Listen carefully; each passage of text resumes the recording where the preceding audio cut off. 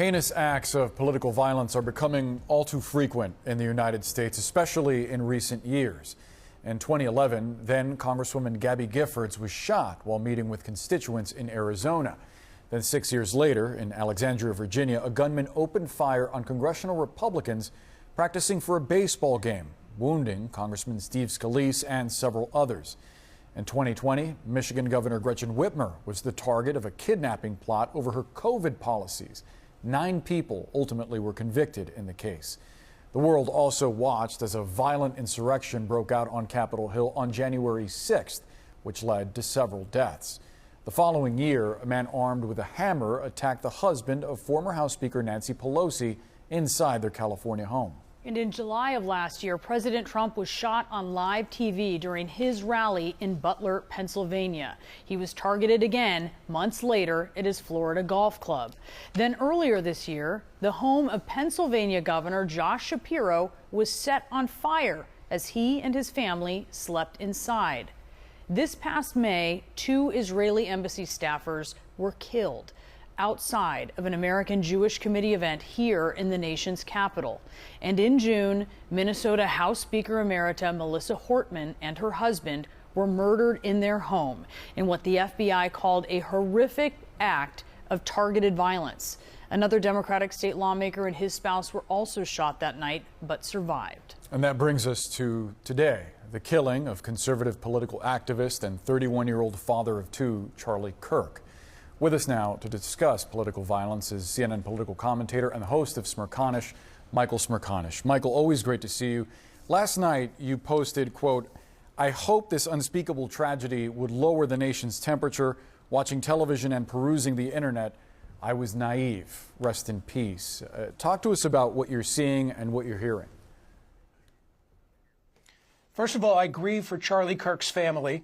And last night, like the rest of the country, I was watching television, watching a lot of CNN and other networks, perusing the internet, reading opinion pieces and so forth. I thought it was a moment for reflection. Frankly, Boris, I didn't want to say anything impulsive as I was taking it all in. As we sit here today, we still don't know the identity nor the motivation of the person who carried this assassination out. And I guess I should know better. The reference to my naivete is I should have known better than to think that people would rise above, at least for this moment in time. Many did. Many elected officials said the right thing. But very soon thereafter, it became a game of whataboutism. And it seems like the political sides want to point to one of the episodes or another that you and Brianna just showed that suits their political interest. There's so much we don't know about this particular episode other than it's unspeakable. The thing that I know for sure is that the nation is sick. The nation is sick. We're afraid. We're fragmented. We're isolated from one another. We're lonely. We're lacking in common experience. Each one of these incidents, I think, was perpetrated by an individual with mental health issues. That seems obvious. But we've got to get it together and not provide so much incitement for those who are among us who are prone to do something heinous. That's where I am today.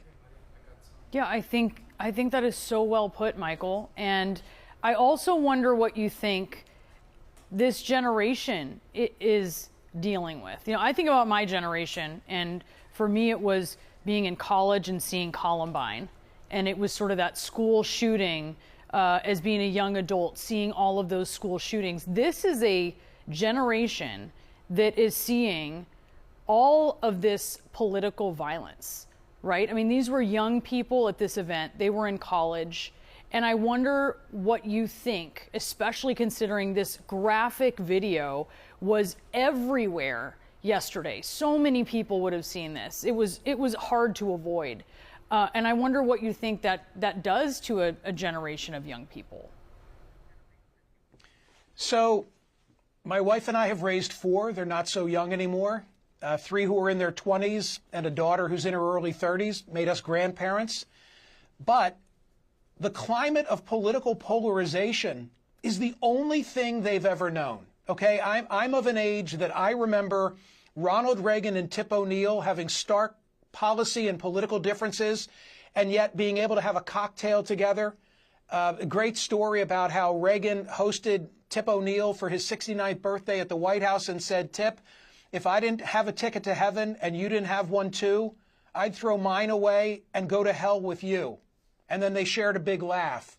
And that kind of camaraderie among people of political differences, it doesn't exist. The members of Congress today, they don't know one another, right? Because they're only there Tuesday through Thursday, and then they go home to fundraise, and they don't break bread and socialize, and their partners don't come to town and raise kids together the way they used to. But it's part of a larger societal disconnect. I'm absolutely convinced. It's the only thing that I know for sure. We're having fewer common experiences in all of our respective communities. And I'm not providing a direct answer to how this just happened, but it's the context in which it keeps happening.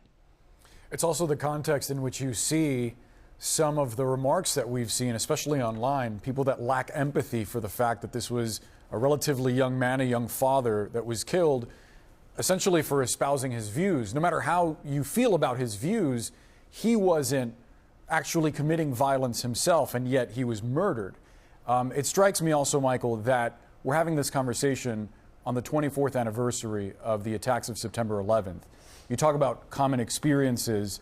That was arguably one of the last moments that I remember in my less than 40 years that the entire country felt like it was united around something.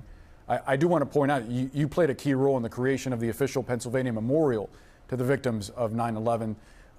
What does it say to you that we're so far from that unity that we felt back then? Well, here's a scary thought. I think you're right to reflect on this being the day. Somewhere around, I have the pin that I've been wearing all day to commemorate it. It was too shiny for TV.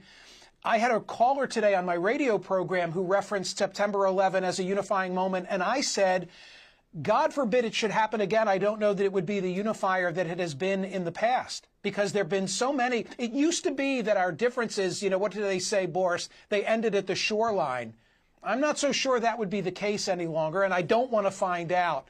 I just know that it's as big an incident as this was yesterday. It's even larger than Charlie Kirk.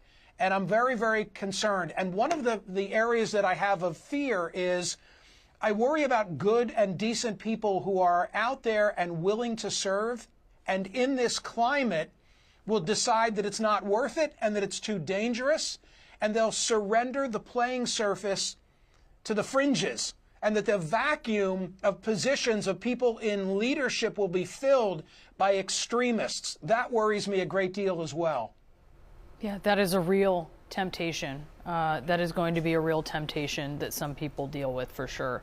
Michael, it is always great to talk to you in a moment that requires some reflection. Thank you so much. Thanks. And still to come.